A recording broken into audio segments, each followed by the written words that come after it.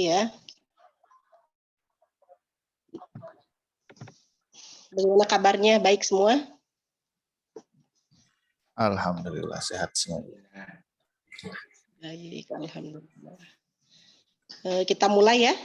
Sudah ada apa makalahnya? Ada Kang. Pak itu. Iya, sudah ada, alhamdulillah. Ya, saya buka dulu sebentar. Bismillahirrahmanirrahim. Assalamualaikum warahmatullahi wabarakatuh. Waalaikumsalam warahmatullahi wabarakatuh. Waalaikumsalam warahmatullahi wabarakatuh.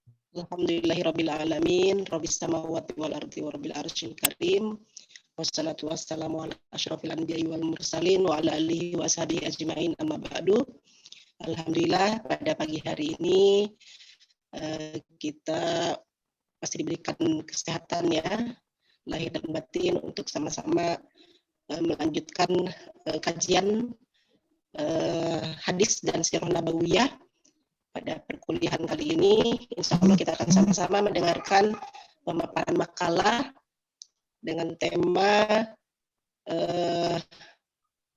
metode penulisan sirah ya oleh Muslim liberal begitu. Dan selanjutnya saya persilakan kepada pemakalah untuk memaparkan makalahnya. Assalamualaikum warahmatullahi wabarakatuh. Waalaikumsalam warahmatullahi wabarakatuh. Alhamdulillah alladzi arsala rasulahu bil huda wa dinil haqq liyudhhirahu 'ala ad-dini kullihi wa kafaa billahi shahida. Asyhadu an la ilaha illallah wahdahu la syarika lah wa asyhadu anna Muhammadan 'abduhu wa rasuluhu sallallahu ala alihi wa sahbihi wa sallama tasliman mazida. Mungkin saya izin share untuk makalah yang saya buat. Ada sini presentasi dari awal poinnya. Di sini saya dapat tugas untuk memberikan sebuah materi tentang kitab sirah karya ala Muslim liberal, yang dimana kita ambil dari bukunya Muhammad Husain Haikal yang berjudul Hayat atau Hayah Muhammad.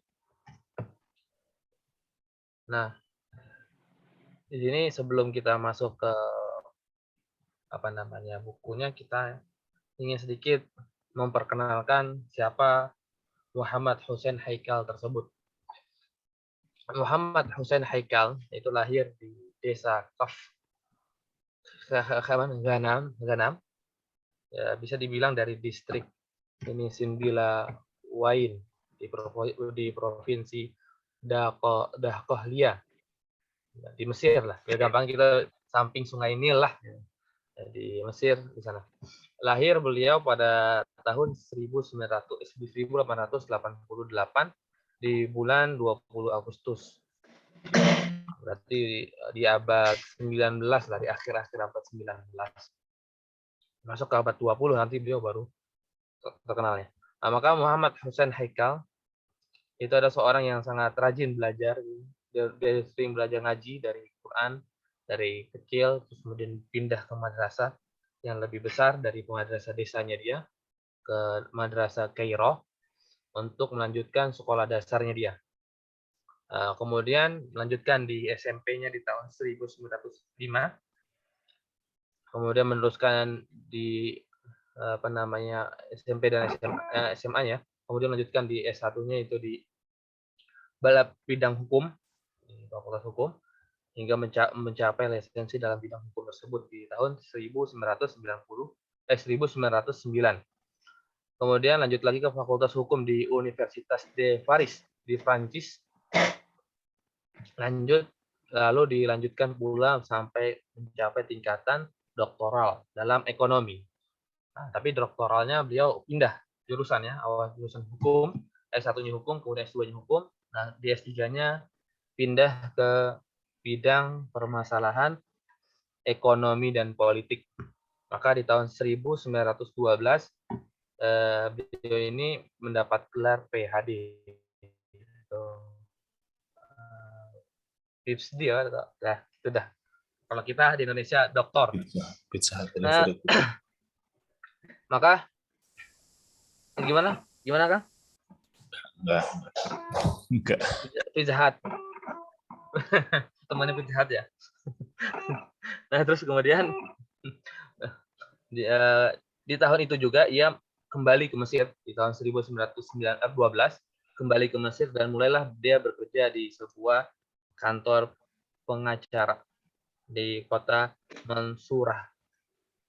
Kemudian dia berkembang setelah dia jadi pengacara, kemudian dia berkembang, kemudian di tahun 1922 nanti setelah itu, maka beliau termasuk orang yang masih aktif dalam bidang pengacaranya dan akhirnya beliau mengaktifkan dalam menulis dalam hari-harian beliau di Jaridah yang dipimpin oleh Ahmad Lutfi As-Sayyid. Bukan Sayyid Muhammad ya, bukan Sayyid Ahmad Lutfi Sayyid. Kemudian juga beliau itu rajin nulis masalah-masalah hukum. Emang karena beliau itu basicnya hukum ya, S1, S2-nya hukum. Maka beliau juga sering menulis masalah-masalah hukum dan juga nggak lupa di S3-nya masalah ekonomi pun dia tetap menulis. Kemudian di tahun selanjutnya, di tahun 1926-an, beliau itu telah dipilih sebagai pimpinan redaksi harian As-Siyasah sebagai organ resmi Partai Liberal. Nah, jadi dari tahun itu udah mulai beliau itu jadi ketua organisasi Partai Liberal yang ada di Mesir ketika itu. Dan juga mendirikan mingguan As-Siyasah yang di dalam bidang kultural dan sampai berpengaruh yang beliau pimpin itu ke negeri-negeri Arab setelahnya. Dan beliau masih aktif di dalam masalah nulis jurnal dari sampai di tahun 1938. Dan kemudian di 138 setelah beliau masih sibuk menulis, maka setelah itu beliau meninggalkan menulis karena beliau diberikan jabatan Menteri Negara. Kemudian Menteri Negara, kemudian dipindah lagi jadi Menteri Pendidikan, lalu dipindah lagi menjadi Menteri Sosial. Maka sesudah itu dibalikan lagi jadi Menteri Pendidikan. Masih kasihan ya, dilempar-lempar ya, ganti-ganti. Sesudah itu menjadi Menteri Pendidikan, dan lagi dalam tahun 1940 dan 1944. Bang itu Indonesia belum merdeka ini ya. Jadi beliau sudah jadi menteri duluan. Pada permulaan tahun 1945, ia terpilih menjadi ketua Majelis Senat sampai tahun 1950. Jadi hanya 5 tahunan beliau menjadi ketua Majelis Senat ketika itu. Kemudian tadi cuman hanya di ketua di Asia saya di bidang pimpinan redaksi harian. Kemudian di tahun 1943 dia terpilih menjadi ketua Partai Liberal. Konstitusi yang dipegangnya sampai 1952. Nah, kemudian setelah itu, setelah 1952 atau sudah tidak menjadi menteri lagi, maka beliau masih lanjut lagi menulis sampai 1953 dan akhirnya beliau wafat di tahun 1956 di bulan 8 Desember tersebut. Meninggal dunia beliau. Jadi kalau dilihat dari biografi beliau, ini adalah orang yang biasa menulis jurnal, tetapi ketika kita lihat basicnya beliau dari perguruan tingginya itu tidak berkaitan dengan agama, yaitu S1-nya hukum, S2-nya juga hukum, kemudian S3-nya ekonomi, dan filsafat atau ekonomi dan politik. Maka tetapi beliau pun ketika walaupun begitu masih menyempatkan untuk menulis buku. Nah, terutama salah satu bukunya itu adalah Hayatu Muhammad. Nah, ini dia nih. Ini bentuk cover setelah covernya ya, halaman pertama lah. Setelah cover itu seperti ini bentuknya dari Dar Ma'arif. Nah, Hayatu Muhammad. Tulisnya Muhammad Hussein Haikal. Nah, kitab ini ditulis oleh beliau di tahun 1935 sebelum beliau menjadi menteri kalau nggak salah. Nah, ya, sebelum jadi menteri. Karena sudah jadi menteri sibuk, jadi akhirnya nggak bisa menulis lagi. Jurnal pun ditutup sama beliau. Kemudian di tahun kitab ini juga berbahasa Arab ya, kita lihat berbahasa Arab. beliau nulis dengan bahasa Arab, dan tapi gaya penulisannya ini sangat terpengaruh dengan liberalnya dia, karena nggak bisa dipungkiri kalau dia emang sangat kelihatan liberal karena sampai menjadi ketua tadi di tahun 1943, masalah ya 43 itu jadi ketua di Partai Liberal. Di tahun sebelumnya 38 atau nggak salah, sebelumnya itu jadi ketua harian di Asia. Maka tapi kitab ini pun setelah dibuat, maka disebut keterangan itu atau di mana di Wikipedia juga menyebutkan bahwa kitab ini telah menimbulkan reaksi hebat dan kritik tajam di kalangan bangsa Mesir dan dunia Islam umumnya. Jadi kitab ini juga banyak dikritik oleh para ulama yang lainnya tentang cara penulisan beliau yang mungkin berbeda karena basicnya beliau tadi sudah memiliki pemahaman liberal tersebut. Ya, kemudian sekilas kita sudah bisa mengetahui ya tentang kitab tersebut. Maka setelah ada di sini Anda nulis ada 6 metode yang Anda dapatkan, 6 bentuk yang beliau buat untuk membuat kitabnya, walaupun masih banyak lagi selesainya di antaranya lagi. Ini cuma 6, yaitu yang pertama kitabnya itu terdiri dari 31 pasal. Maksudnya 31 pasal di sini sampai pasal yang ke-31 Al-Faslul Hadi wa Salasun Daftur Rasul sallallahu alaihi wasallam. Maka pasal yang beliau buat itu di dalam kitabnya Hayatu Muhammad itu sampai pasal ke-31. Dari pasal pertama tentang membahas bangsa Arab dulu, kemudian sampai di pasal 31 sampai menyebutkan tentang wafatnya Rasulullah sallallahu alaihi wasallam. Kemudian yang kedua, beliau bentuk daftar isinya ini bentuknya seperti narasi komunikasi nomor halaman yang biasa yang kita buat ketika daftar isi itu berbentuknya nanti ke bawah kan biasanya, nggak bentuk kayak narasi atau paragraf gitu, tapi bentuknya ke bawah. Di sini sedikit uniknya dari buku yang beliau tulis. Jadi ketika kita ingin mencari materi-materinya itu agak sedikit keribetan ya, karena bentuknya narasi. Kalau seandainya bentuknya ke bawah kan lebih enak. Satu misalkan sini Torikon Fawaful Hasaratul Yaman. Nah, misalkan pasalnya satu-satu kan lebih mudah untuk kita cari. Jadi kalau seperti narasi gini harus kita baca lebih teliti. Di mana nih materi yang kita ingin bahas. Nah, seperti ini ada kan ibadatul asnam ama makanatul Makkah. Nah, kan bawahnya ibadatul asnam, kemudian bawahnya makanatul Makkah biar lebih mudah dibaca ataupun dipahami oleh penulis. Tapi ini cara penulisan ataupun metode yang beliau gunakan di dalam buku beliau. Kemudian yang ketiga, yaitu beliau memberikan tema pokok di setiap pasal yang ada. Nah, pasal misalnya sini Al-Faslul Awal Biladul Arab Qabla Islam. Kan disebutkan yang pasal awal itu tentang Arab, kemudian akhirnya tentang meninggalnya Rasulullah SAW ataupun dikuburnya Rasulullah SAW. Nah, maka setiap di bawah pasal pasti beliau sebutkan ini materi pokoknya. Sebetulnya ntar di pasal kedua begitu juga, pasal ketiga sampai pasal ke-31. Beliau menuliskan tentang materi pokok ataupun tema pokok dari pasal yang akan dibahas oleh beliau. Kemudian yang selanjutnya, yang keempat, beliau memberikan keterangan di setiap paragraf. Seperti ini yang saya bundarkan. Misalkan di sini orang lagi hadhil bi'atul thayyibah tabi'iyah wa ma tarattab 'alaiha min hadhil ahwal, maka beliau sebutkan di sampingnya ada keterangan. Nah, ada keterangan. Keterangan sering beliau menunjukkan bahkan satu paragraf bisa ada 2. Yang seperti ini 2. Karena tergantung titik yang ada di mana, ketika sudah titik atau pemahaman itu sudah membahas tentang materi yang sedikit berbeda dengan keterangan yang ada di atas, maka beliau berikan keterangan lagi yang di bawahnya, di sampingnya. Seperti ini. Sudah ada di atas, maka ada lagi di bawah. Untuk mempermudah apa sih pembahasan di paragraf tersebut gitu.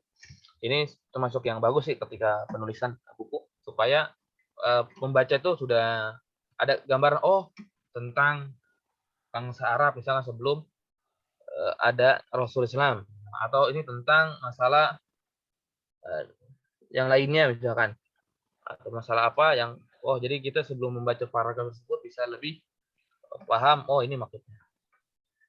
Terus kemudian yang kelima, nah di sini yang ketika kita baca buku beliau itu beliau sedikit menurut saya pribadi ini kurang beradab dengan Rasulullah SAW, karena beliau itu akan menyebutkan nama langsung tanpa menyebut Nabi, tanpa menyebut Rasul, atau tanpa berselawat kepada Rasulullah SAW. Maka dari judulnya saja sudah kita lihat ya, Hayatu Muhammad. Dan di sini juga berikan beberapa contoh. Nah, wa nazala Muhammad anil minbar, lagi di bawahnya lagi, wa dakhala Muhammad baita Aisyah. Jadi apa namanya? Nggak tahu kenapa alasan, saya masih belum tahu kenapa alasannya beliau menulis dengan langsung namanya Rasulullah SAW, sedangkan dahulu juga para ulama dan juga para sahabat Nabi SAW tidak ada yang berani untuk mengucapkan Muhammad kecuali sedang menceritakan kejadian di misalnya orang Badui datang yang memanggil ya Muhammad, ataupun malaikat Jibril yang menyerupai orang laki-laki yang berkata juga ya Muhammad. Selain itu mereka nggak berani untuk memanggil Rasulullah SAW dengan nama langsung, Muhammad. Apalagi di sini tidak disertai juga dengan salawat kepada Rasulullah SAW. Terus kemudian yang keenam, nah di sini kosong ya. Itu beliau tidak menyebutkan periwayatan hadis. Jadi seperti ini. Ya ma'syarul muhajirin istausu bil ansari khaira. Jadi beliau tidak memberikan sebuah footnote kah? Sampai footnote pun tidak ada. Footnote ke bawah ini hadis diriwayatkan misalkan di Imam Bukhari, ini ada di dalam kitab Tabaqat, misalkan Tabaqat ataupun di dalam sirahnya Ibnu Hisham, di dalam ini enggak ada. Apalagi bahkan sampai untuk hadis juga tidak ada. Saya nggak tahu apakah ini karena terpengaruh beliau kepada liberalnya, yang orang liberal itu sebagian di antara mereka itu tidak menerima ataupun tidak kurang dengan hadis, karena mereka anggap itu cuma hanya perkataan Nabi Muhammad SAW, seorang manusia, yang menyebabkan dia tidak menggunakannya. Apa kena pengaruh tersebut dan akhirnya tidak meriwayatkan, tidak menyebutkan periwayatan, karena hampir semuanya itu demikian. Karena cuma hanya sebatas perkataan begini saja. Nanti di tempat lain juga begitu. Bukan hanya di sini ya. Di hampir kebanyakan di dalam bukunya itu demikian. Saya belum menemukan ada beliau menyebutkan periwayatan dari Imam siapa, Imam Bukhari, Imam Abu Daud, atau Tirmizi, ataupun yang lainnya. Beliau memberikan footnote hanya, saya tampil lagi tuh dia. Memberikan footnote itu hanya untuk ayat saja. Misalkan ayat disebutkan di dalam kitabnya di atas ini. Misalkan di sini ada ayatnya. Kemudian cuma memberikan footnote ke bawah surat Al-Anfal ayat 32 misalkan. Begitu saja. Atau ada kalimat yang enggak kayak gini. Ini kan ada kalimat kayak gini, nanti beliau jelaskan apa sih maksudnya gitu doang. Itu aja fungsi footnote yang beliau sebutkan. Jadi maka sedikit berbeda, mungkin sangat wajar ketika banyak para ulama itu mengkritik buku beliau karena tidak jelas sandarannya kemana, tidak jelas periwayatan tentang kisah tersebut kemana, karena tidak disebutkan jalur periwayatannya, maka menyebabkan kebanyakan mungkin salah satu sebabnya para ulama itu mengkritik beliau karena tidak menyebutkan periwayatan. Jadi untuk orang mengecek, untuk kita mengecek ini benar nggak sih ini perkataannya Rasul, misalkan benar nggak ini kejadiannya di zaman tersebut yang dialami oleh Rasul ataupun dialami oleh para sahabat Nabi SAW, itu ada beberapa yang perlu yang maka dikritik oleh para ulama yang lainnya, dari ulama Mesir ataupun dari ulama Islam yang secara umum. Ya mungkin itu Bu yang bisa saya sampaikan, dan juga teman-teman. Thanks. Di sini ada ya But thank you ya, aku thanks doang. Bahasa Inggris saya emang bagus. Ya mungkin ini ada yang mau ditambahkan. Baik, silakan. Kalau ada yang bertanya, menanggapi. Ya, Bu.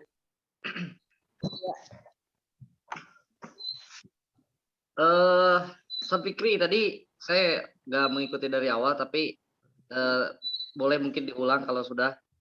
Itu penyebab penulis memiliki pemikiran liberal itu kenapa gitu alasannya?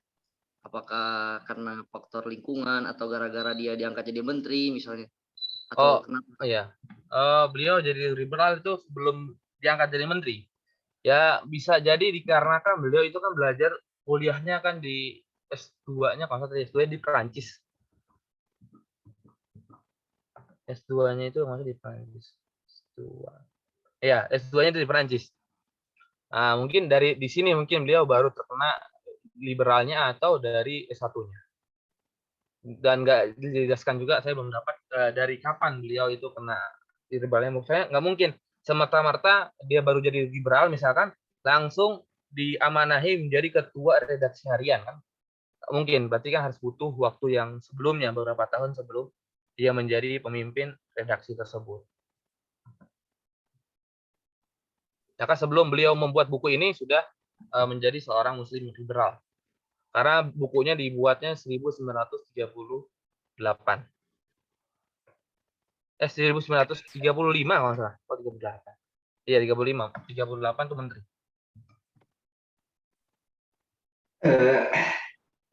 Ada yang ingin Ana tanyakan, ini Ustaz Fikri. Iya. Gimana? Liberal dan liberalisme itu seperti apa ya? Apa definisinya? Apakah hanya di Islam saja atau di agama lain ada gitu? Nah, untuk masalah liberal dengan liberalisme, kayaknya liberalisme itu pemahamannya, kalau liberal ini kayaknya bukan pemahaman, mungkin orang ataupun yang lainnya. Mungkin nanti bisa dikoreksi sama aku. Tetapi untuk penjelasan apakah liberal ini hanya ada di Islam, apa ada di agama lainnya, mungkin kita akan katakan kemungkinan besar liberal hanya ada di dalam Islam. Karena di dalam agama lain kita jarang juga mendengar pemikiran liberal di dalam pemikiran mereka. Karena mereka kan, kalau kita lihat ya, orang-orang Nasrani juga atau orang Yahudi itu berkata kita itu sesat dan nggak akan masuk surga. Bahkan di Nasrani, orang Muslim itu dikatakan, atau orang selain Muslim dikatakan domba-domba tersesat.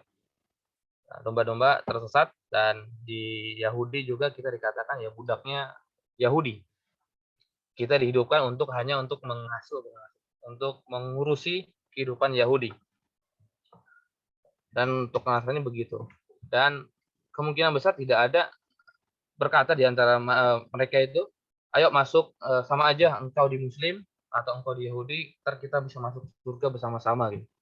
Saya belum pernah mendengar ada perkataan dari agama lain yang berkata demikian, yang seolah-olah itu seperti orang-orang liberal yang ada di kaum muslimin.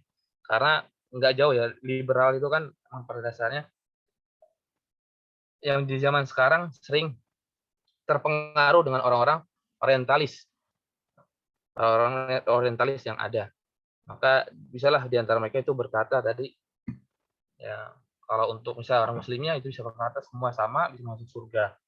Mau dia agama Nasrani, mau dia agama Yahudi, atau agama yang lainnya itu juga bisa masuk ke Islam. Masuk ke surga. Dan pribadi yang belum pernah dapatkan untuk orang Yahudi atau orang Nasrani berkata demikian. Ya mungkin itu yang Anda ketahui, Pak Salman. Oke, Kang Fikri, sedikit masukan mungkin ya. Ya. Tadi kan menyambung dari pertanyaan Kang Said tadi kan tentang kapan dia liberal. Mungkin sepertinya perlu dimasukkan pemikiran beliau. Kenapa sehingga beliau disebut Iya. Jadi pemikiran kan tidak serta-merta orang disebut liberal kecuali melihat dari pemikirannya gitu. Nah, jadi mungkin dicantumkan nanti kalau ada misalkan biologi tambahan, kenapa beliau disebut liberal? Mungkin kan dari pemikiran-pemikirannya, mungkin dari karya-karyanya gitu. Jadi, nah selanjutnya ini kan latar belakang pendidikan siapa ini teh Kang Husen ini. Kalau boleh pendidikan Kang Husen ini kan tadi yang pertama S1 S2 hukum kan ya. Iya. Terus S3-nya ekonomi, nah kemudian menulis Sirah Nabawiyah. Nah, mungkin latar belakang menulis Sirah Nabawiyah itu dari mana gitu? Atau ada alasan tertentu kah atau bagaimana? Ditambah tadi yang menjadi kritik para ulama bahwa gaya penulisan Kang Husen ini ternyata tidak merujuk mungkin atau mungkin ada rujukan-rujukan beliau mengambil kutipan dari buku-buku sejarah lainnya mungkin selain daripada ayat Quran tadi. Ini tuh sedikit tanggapan teman-teman. Iya. Syukran ini. Kalau beliau sih menyebutkan juga di awal itu. Jadi beliau cuma bilang maroji gitu. Kita maroji beliau katanya beliau menyebutkan nih bahwa merujuk ke sini ke kitab ini dan kitab ini. Tapi ketika masuk ke dalam kitabnya itu tidak diucapkan.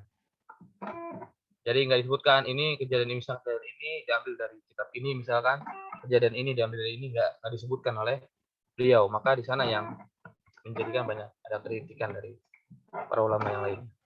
Syukran ya tadi masukan yang disampaikan oleh Kang Ilan. Oh sekalian tadi tambahan mungkin sekalian masukan mungkin nanti bisa ditambah perbandingan misalkan dari salah satu peristiwa dengan karya ulama yang lain gitu. Misalkan ketika menceritakan lahirnya Nabi, contoh misalkan beliau menceritakan seperti apa Kang Husen ini dan dari ulama yang lain menceritakan apakah ada kesamaan atau ada perbedaan seperti itu aja. Oh iya. Ya, syukran.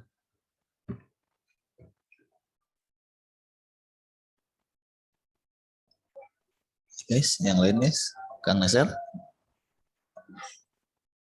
Enggak, belum dapat tadi.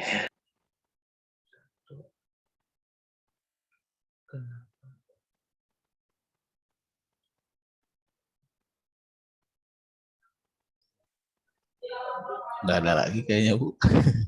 Ada kemana ini?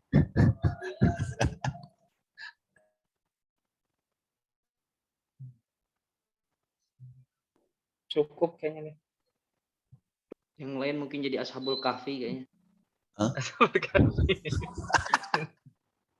Bisa aja nih. Yang lain Samina wa Ata'na kayak kata Budadah tadi.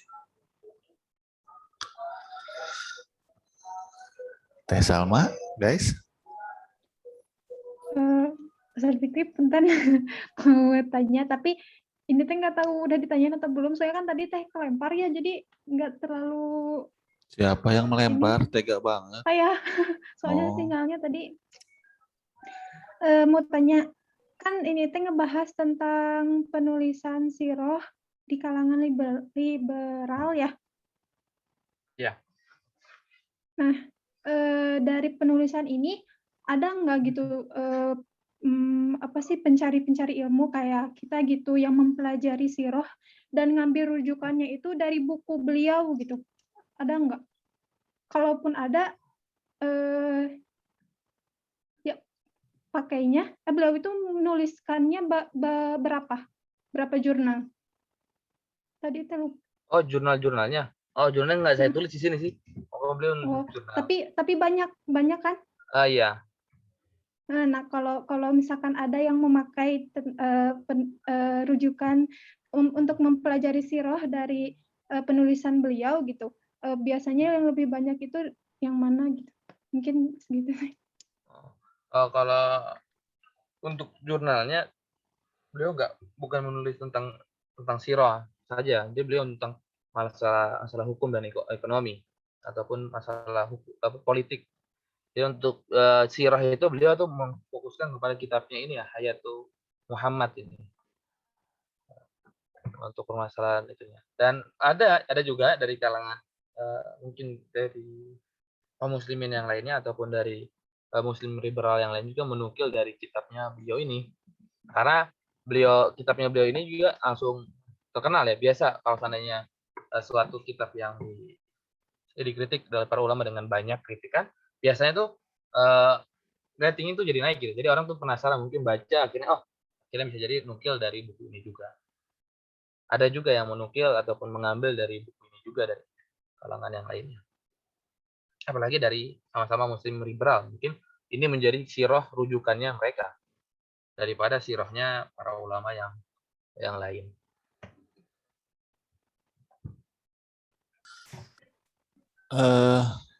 Boleh ya, saya ngobrol lagi ya, boleh ya. Oh, Masya Allah, ini Kang Gilan ya.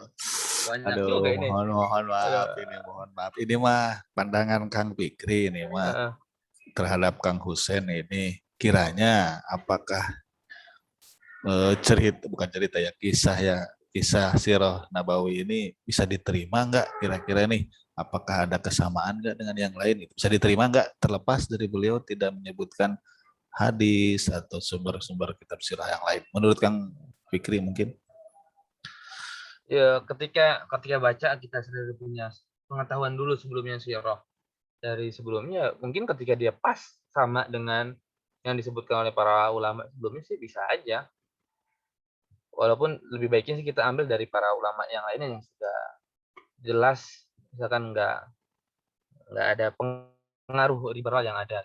Kan karena kayak kemarin masih ada yang antum buat itu yang dari Bintul Syati, mungkin bisa diambil dari beliau ataupun bisa diambil dari para ulama yang lainnya yang sudah lebih jelas bahwa mereka tidak terpapar pemikiran liberal tersebut. Jadi lebih baik mencari yang lain begitu ya? Iya, lebih baik cari yang lain lah. Gitu. Oke. Jadi gimana gitu Teh Salma, lebih baik mencari yang lain dulu gitu kata Kang Fikri. Apa ini mencari yang lain sih? Saya ketawa-ketawa aja kayak yang paham aja. Sekarang apa nih itu maksudnya? Nasir yang ketawa-tawa itu. Malah Kang Said ini, waduh, berat Kang Said ini.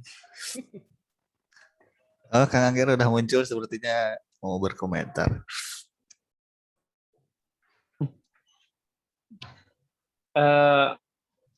Nuskhoh untuk kitabnya ada nggak?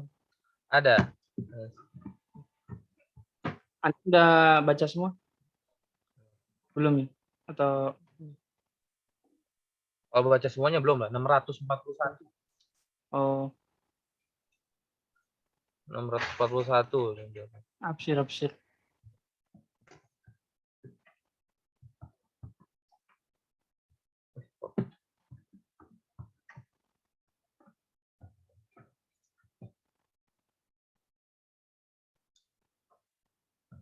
Bisa di-share ya? Oh ya, nanti Sol.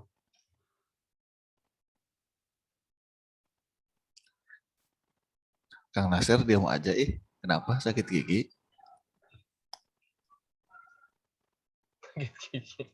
Mau nanya apa? Buku tentang Kang Fikri itu tentang Muhammad Hussein Haqqal, tentang sejarah hidup Nabi Muhammad ya, Sirah Nabawi ya. Saya juga ngelihat ada bukunya di Tokopedia ya. Penerjemahnya Ali Audah.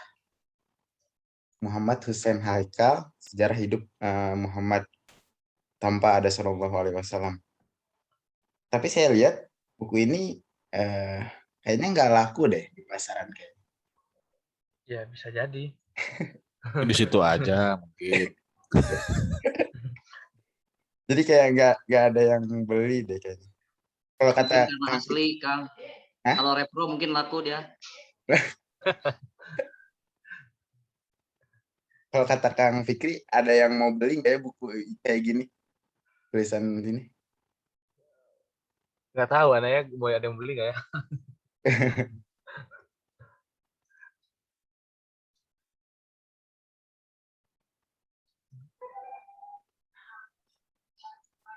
Teh Sopi kemana ya?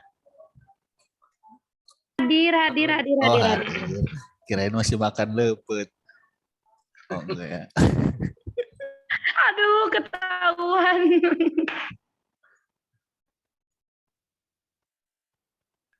Monggo silakan. Pilih aya nu bade ditaraskeun.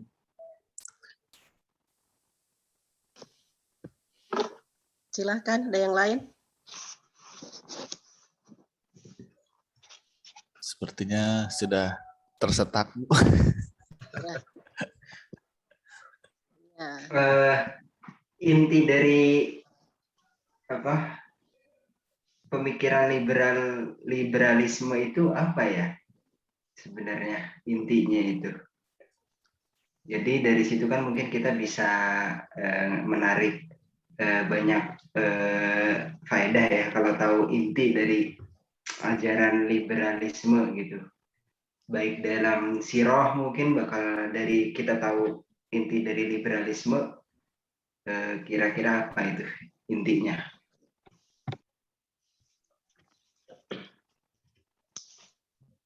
Langsung saya? Atau Pak Fikri Iya, Bu. mau jawab? Langsung Ibu kayaknya, Bu. Ya, jadi gini ya, kajian kita terkait penulisan sirah versi Muslim liberal ya. Jadi memang harus didefinisikan dulu apa itu liberal, ada liberalisme kan. Kalau dilihat dari arti liberalisme itu dari liberal, liberty ya. Secara bahasa mengandung arti bebas gitu ya. Bebas dalam segala hal kalau secara bahasa. Namun di sini kalau yang memang menjadi suatu paham atau liberalisme itu merupakan kebebasan ya, memiliki arti kebebasan berpikir, kebebasan berekspresi, dan itu menjadi suatu ideologi gitu. Jadi ideologi kebebasan ya. Jadi awalnya kan kalau dilihat dari sejarah munculnya liberalisme ini ya, jadi sebelum pindah ke sarjana-sarjana Muslim begitu. Nah awalnya istilah liberal itu kan dikenalkan oleh filosof-filosof ya Barat ya. Kalau lihat dari sejarah, menurut dalam filsafat itu disebutkan bahwa paham liberalisme itu awal kemunculannya itu sebenarnya sejak terjadinya revolusi Prancis ya dulu ya. Jadi adanya kesadaran dari orang-orang Barat, orang-orang Eropa terkait penindasan yang dilakukan oleh sistem monarki yang ketika itu terjadi di wilayah mereka begitu. Jadi dengan revolusi Prancis timbul kesadaran dari para warga gitu ya, ataupun ya sebenarnya kalau liberalisme itu sendiri dikenalkan ataupun dikembangkan oleh filosof seperti siapa ya, John Locke gitu ya, siapa lagi, Thomas Hobbes kalau tidak salah ya, nanti bisa dilihat. Itu mereka yang memperkenalkan paham liberalisme itu sendiri. Tapi cikal bakalnya yaitu ketika terjadinya revolusi Prancis, revolusi Amerika, yaitu perubahan dari sistem monarki ke sistem republik gitu. Jadi karena adanya penindasan gitu ya dari kaum tirani terhadap rakyat. Nah, rakyat memberontak gitu. Jadi ingin memiliki kebebasan bahwa mereka ingin bebas gitu. Jangan sampai memiliki tekanan ataupun dikuasai oleh kaum tirani tersebut begitu. Dan sebenarnya kalau dirujuk lagi dari sejarah, sebenarnya revolusi Prancis atau revolusi Amerika itu juga ya, itu dikaitkan dengan bagaimana orang-orang Barat, orang-orang Eropa, mereka mengadopsi ilmu-ilmu keislaman dari Andalusia ya. Jadi sebenarnya bisa dikaitkan ke masa lalu gitu, masa pertengahan, kemudian masa klasik begitu. Dan di situ ketika terjadi masa keemasan Islam juga kan yang mendominasi, misalkan ketika itu pemikiran-pemikiran Mu'tazilah ya. Jadi sebenarnya pemikiran itu ujung-ujungnya bisa sampai kepada pemikiran Mu'tazilah gitu. Jadi kebebasan ya. Jadi mereka kan rasional begitu. Dan itu diadopsi oleh orang-orang barat ya, dan mereka yang mengklaim akhirnya liberalisme itu ya timbul dari barat begitu.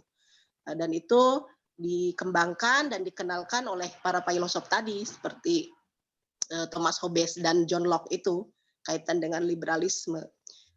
Dan intinya yang menjadi apa namanya ciri khas atau framework dari kaum liberalisme itu ya mereka memiliki apa namanya keyakinan rasional gitu ya. Mereka itu rasional, kemudian freedom ya, memiliki kebebasan.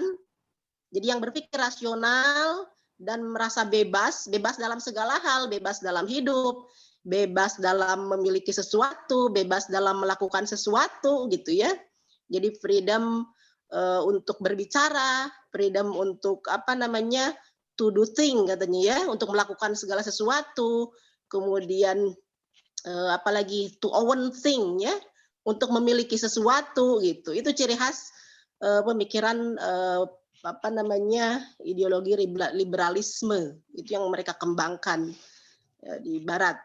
Dan itu akhirnya diadopsi oleh sarjana-sarjana muslim karena mereka apa diawali dengan apa imperialisme itu ya. Jadi penjajahan barat terhadap dunia Islam seperti yang terjadi di Mesir, Rifat ya, dia apa namanya dikirim ke Prancis untuk belajar dari orientalis, terus mengadopsi ilmu-ilmu ataupun metodologi ilmiah yang menurut mereka ilmiah gitu ya dari Prancis, dari Barat, kemudian diadopsi dan dikembangkan di lembaga-lembaga pendidikan Islam di Mesir yang pada masa Muhammad Ali yaitu Rifat itu ya. Kemudian ya akhirnya paham liberalisme itu akhirnya banyak dianut oleh sarjana-sarjana muslim. Tapi ya mungkin di sini kita bisa membedakan juga mana yang berarti liberalisme merupakan paham, merupakan ideologi, dan mana yang merupakan metode gitu ya. Jadi tidak semua yang ya kalau secara bahasa bebas gitu ya. Ya kita juga kan gini, awal mula liberalisme itu mereka ingin atau anti penjajahan gitu ya. Kita juga punya pemikiran begitu kan. Kita juga anti penjajahan gitu ya. Dan bukan berarti kita langsung disebut liberal kan. Ya, jadi memang beberapa paham liberal ataupun yang menjadi ciri khas orang liberal, kadang kita juga memiliki pemahaman seperti itu gitu. Kita juga anti tirani, misalkan anti penindasan, kemudian bebas berbicara, bebas melakukan hal-hal yang kita mau, tapi kita tentunya ada batasan ya, ada batasan karena kita memiliki pedoman begitu, dasar Quran, hadis dan lain sebagainya. Tapi kalau orang yang tidak beragama, orang yang tidak memiliki pedoman Quran dan hadis, ya mereka kadang liberalismenya itu kebablasan gitu. Jadi benar-benar bebas dalam segala hal begitu ya.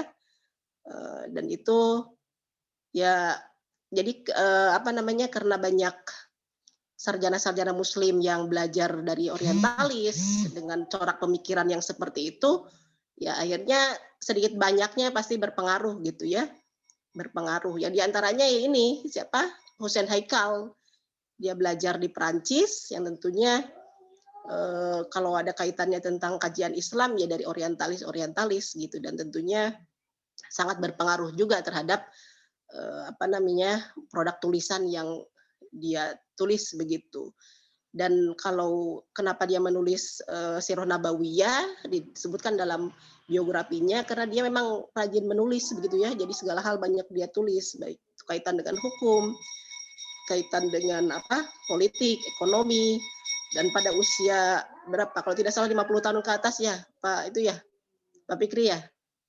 Setelah 50 tahunan ke atas dia lebih konsen menulis yang kaitannya dengan kajian Islam gitu, dan diantaranya Sirah Nabawiyah gitu. Ya tapi latar belakang keilmuannya ataupun pemikirannya yang memiliki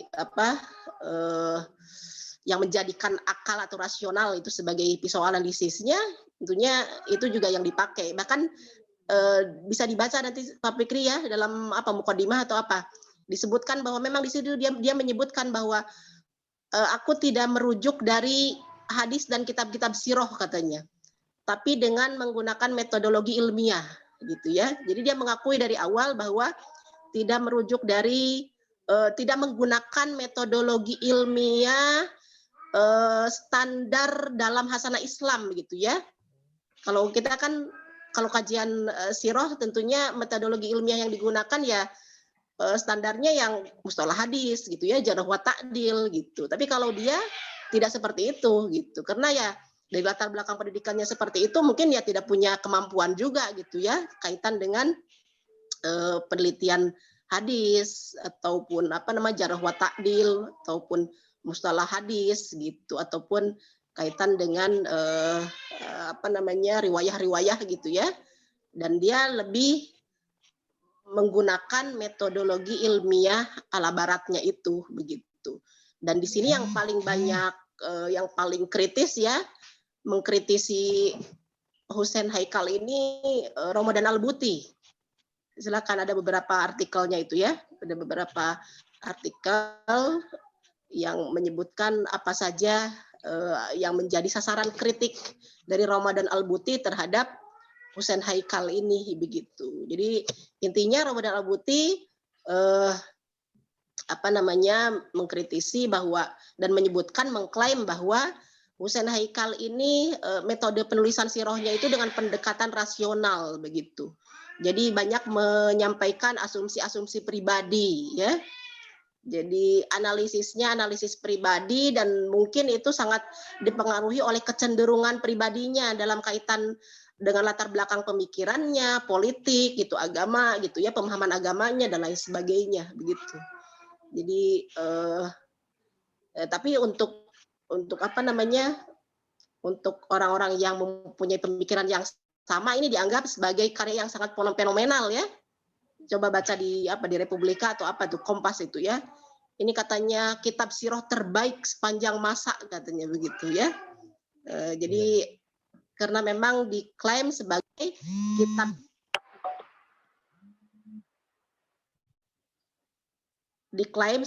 kitab sirah pertama yang menggunakan metode ilmiah begitu katanya.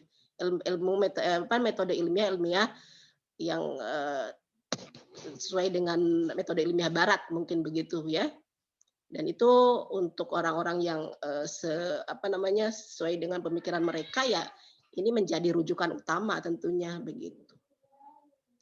Tapi kalau kita dan Ramadan Al-Buti juga menegaskan bahwa kalau kita sebagai yang ingin menyajikan sirah nabawiyah secara objektif tentunya harus benar-benar bisa memilah mana kitab sirah yang memang menggunakan metode ilmiah standar dalam kajian sirah gitu ya.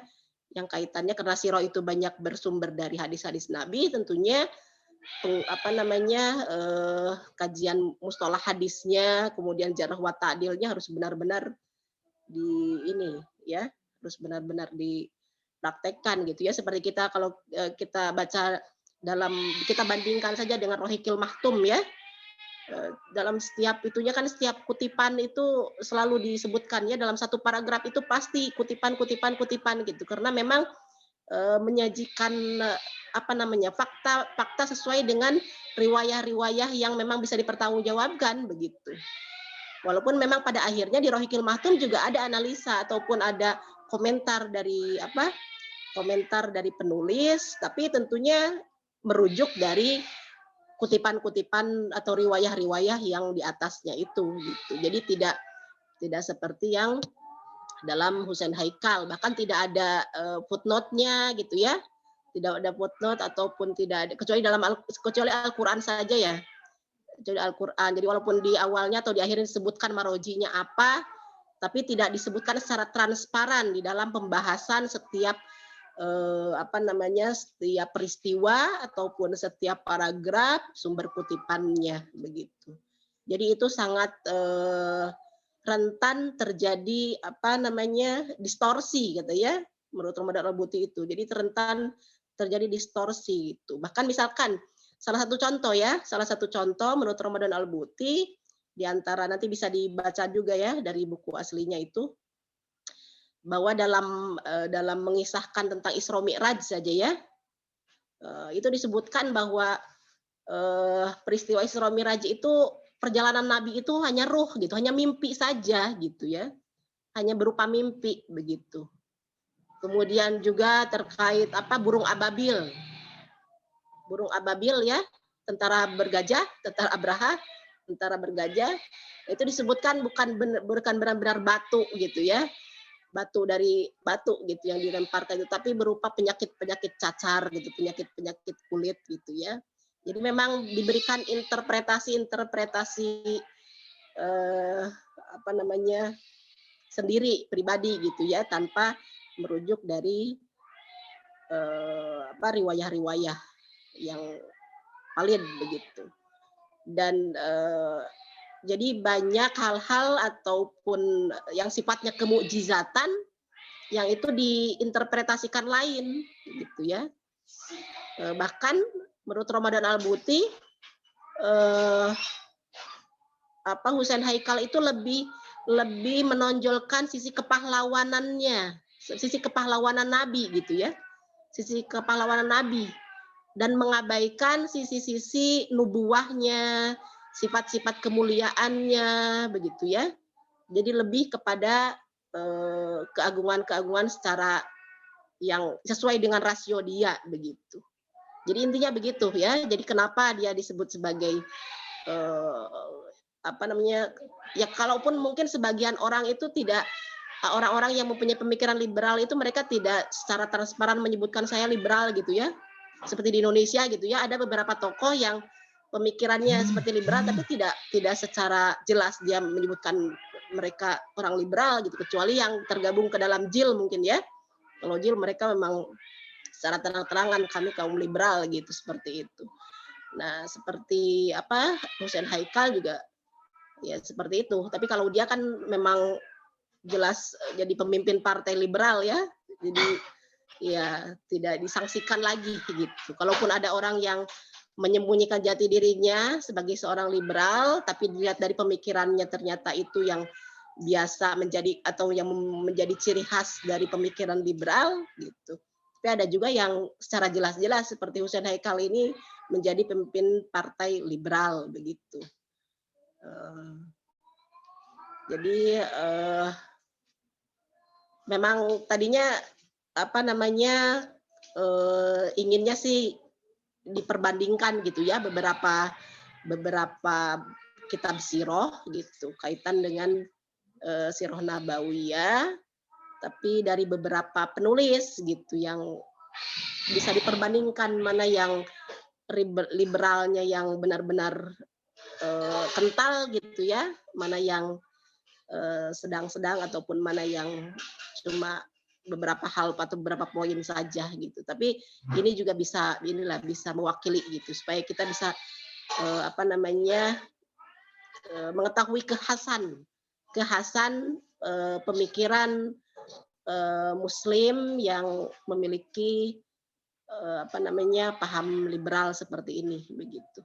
Jadi intinya mereka itu lebih rasional ya, rasional dan bebas menafsirkan sesuai dengan kepentingan mereka. Itu intinya ya. Begitu. Ya, nanti bisa diperbandingkan karena kan kitab-kitab Sirah Nabawiyah yang dikarang oleh ulama-ulama kontemporer banyak ya.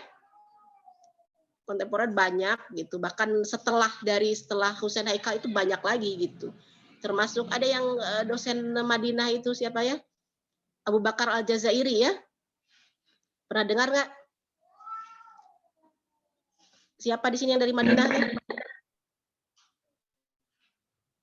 Sayyid. Iya, ada Syekh Abu Bakar Jabir Al-Jazairi. Saya malah punya bukunya juga ya. Kalau tafsir terkenal Surat At-Tafsir. Kenapa? Kalau di tafsir sih terkenal bukunya itu Aisarut Tafasir Ya. kalau di tafsir. Kalau di ada kitab-kitab tafsirnya. Mengarang juga ininya, mengarang apa namanya? Mengarang kitab sirah juga. Kitab sirah ya. Judulnya Haza Habib Muhammad Rasulullah ya Muhib ya. Ini karangan Abu Bakar Jabir, Syekh Abu Bakar Jabir Al-Jazairi. Meninggalnya baru 2018 kemarin ya di Madinah. Jadi beliau sebagai dosen di Jamiah di Madinah, sama ini jadi apa namanya guru senior juga katanya di Masjid Nabawi ya. Asalnya dari Aljazair. Nah, kalau dalam buku ini ya itu banyak mengutip dari riwayat-riwayat hadis ataupun riwayat-riwayat tabi'in begitu. Jadi kita bisa melihat corak pemikiran atau corak ataupun metodologi penulisan kitab sirah dari yaitu membanding-bandingkan gitu ya kitab sirah yang dikarang oleh satu tokoh dengan tokoh lainnya dan kekhasan pemikirannya seperti apa gitu sehingga bisa dibedakan begitu. Ya. Ada yang ditanyakan sampai di sini? Cukup jelas. Oh, insya Allah, Bu. Padat Jelas, Bu. sekali. Suara Ibu kedengaran nggak? Kedengaran, Bu. Alhamdulillah. Jelas, Bu. Jelas. Kedengaran, Tadi Bu. ada yang nelepon. Biasanya kalau ada yang nelepon itu pasti suka sangat kecil suaranya.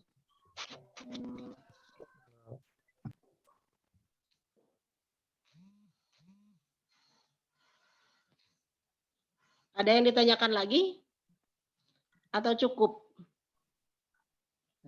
Cukup, Bu, kalau saya. Terima kasih banyak ya.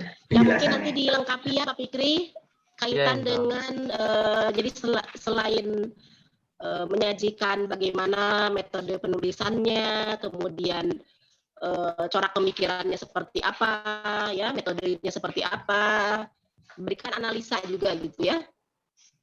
Ya analisa baik nanti Pak Fikri bisa mengambil dari seperti tadi Ramadan Al-Buti ataupun dari kritikus lain gitu ya. Jadi bisa apa namanya bisa menjadi perbandingan juga dan nanti sikap penulis sendiri Pak Fikri bisa diselipkan begitu. Iya. Ya, Bu, insya Allah nanti. Ada lagi? Sudah kayaknya, Bu. Cukup insya Allah. Sudah ya? Iya. Cukup. Terus Ya intinya liberal secara bahasa itu ya bebas gitu ya, bebas. Jadi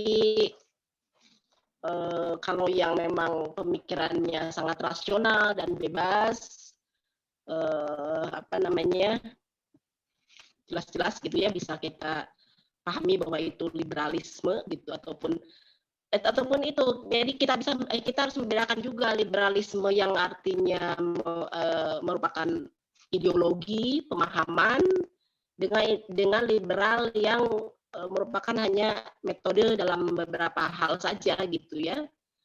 Ya, jadi kadang orang yang sangat ahlus sunnah juga gitu ya. Ahlus sunnah misalkan yang benar-benar kita merujuk kepada teks, kepada apa namanya atau kontekstual dalam beberapa hal misalkan ya kalau misalkan apa yang kan cara pemikiran itu dibagi dua ya, ada yang sifatnya ataupun pembagiannya tradisional dan rasional gitu. Tapi maksud tradisional itu bukan berarti terbelakang atau bagaimana ya. Yang maksud tradisional itu yang memang memegang pedoman Quran hadis gitu. Tapi itu pun dibagi dua, ada yang tekstual, ada yang kontekstual itu ya. Kemudian ada bagian keduanya adalah yang rasional gitu. Jadi dalam beberapa hal juga kan yang tadi yang tradisional itu juga menggunakan akal, menggunakan pemahaman, tapi tidak sebebas yang dilakukan oleh kelompok yang rasional yang kedua itu gitu ya. Jadi seperti memahami ayat, memahami hadis misalkan ya secara kontekstual, itu juga kan pasti menggunakan pemahaman akal ya, makan rasio, tapi tentunya tetap merujuk dari metodologi yang memang menjadi standar dalam memahami ilmu keislaman begitu. Jadi tidak kebablasan seperti yang dilakukan oleh kaum liberalisme yang memang murni begitu. Bahkan ada yang mengatakan bahwa ya liberal itu kadang dalam satu hal memiliki sisi positif begitu ya, dalam hal lain negatif begitu. Memang ada konotasi negatif dan positifnya gitu. Dalam satu hal ya liberal itu mengajarkan kebebasan gitu ya. Dan kita juga dalam beberapa hal memang menganut keyakinan seperti itu, kita juga bebas gitu ya, tidak mau ditindas, tidak mau dikuasai gitu ya. Kita juga ingin kebebasan dalam berbicara, dalam memberikan pendapat gitu. Tapi ya itu, kita mempunyai aturan-aturan, mempunyai pedoman gitu ya, jangan sampai tanpa batas begitu. Demikian ya. Jadi bisa dipahami secara bahasa atau secara terminologinya yang merupakan suatu paham atau ideologi begitu. Demikian. Ada yang kurang jelas atau ada yang membantah, silakan.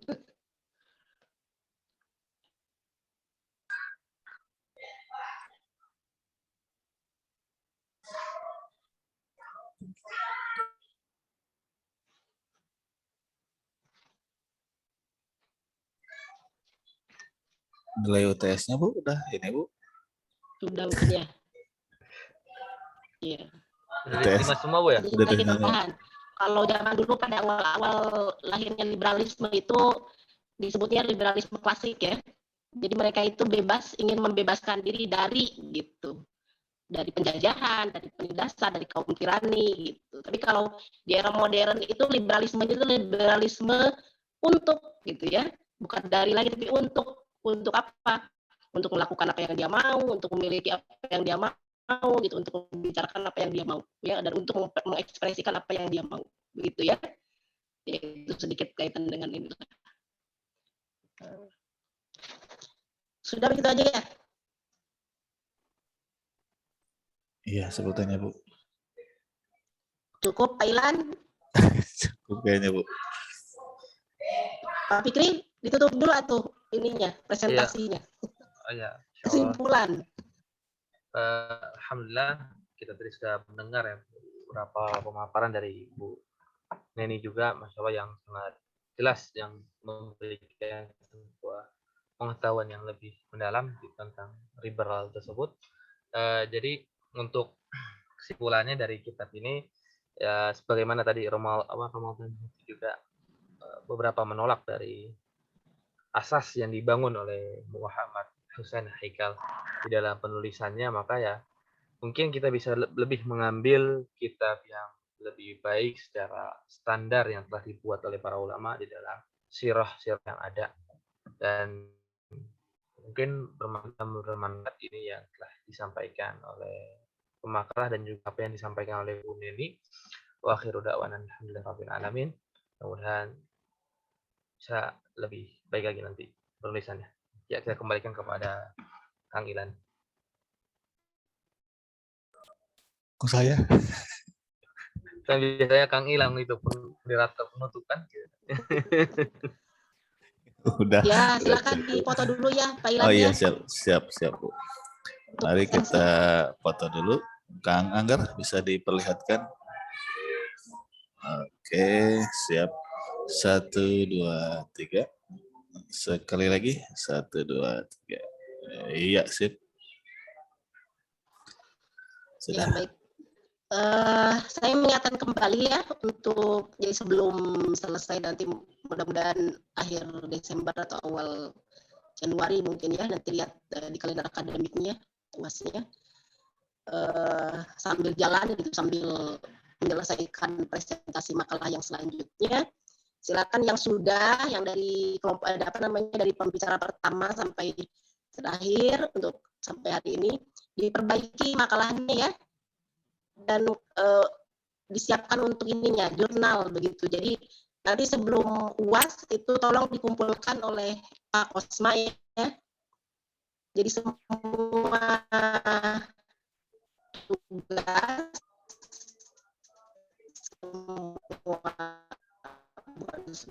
semua makalah yang sudah dipresentasikan diperbaiki dan ditulis secara rapih sebagaimana format jurnal dan dikirim ke saya, bukan berarti saya mau publish ya, tapi untuk mengumpulkan tugas begitu. Jadi semua makalah berupa format jurnal itu dikumpulkan gitu. Karena dari beberapa pemakalah belum mengumpulkan juga kan. Jadi nanti di akhir saja tolong semuanya dikoordinir oleh Kosma ya. Siap Bu, insya Allah Bu. Dikumpulkan semua dari berapa ini, sisa berapa ya? 4 ya?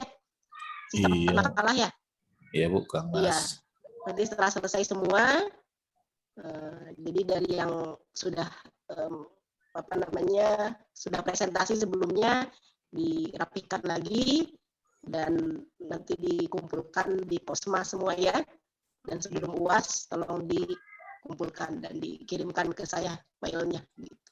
Siap, insya Allah semuanya khusus untuk hadis dan Sirah Nabawiyah ini. Demikian ya. Mungkin sebelum itu nutupnya Bu, UAS nanti berarti dari hasil itu Bu gitu, atau ada ujiannya juga Bu UAS? Untuk UAS nanti dibicarakan lagi, disampaikan lagi. Saya harus rembuk dulu dengan Pak Dokter Engkos dulu ya. Bisa nego-nego lah. Iya. Ya. Sudah difotonya belum? Sudah Pak, sudah Bu. Oh, sudah ya. Sudah dikirim ya. Baik, terima kasih atas kehadiran semuanya dan pemakalah hari ini. Mudah-mudahan apa yang disampaikan tadi bermanfaat ya. Assalamualaikum warahmatullahi wabarakatuh. Waalaikumsalam. Waalaikumsalam warahmatullahi wabarakatuh. Ya. Bu pamit ya. Iya Bu. Iya. Makasih Bu. Kasih. Oke guys, istirahat dulu 10.30 ya.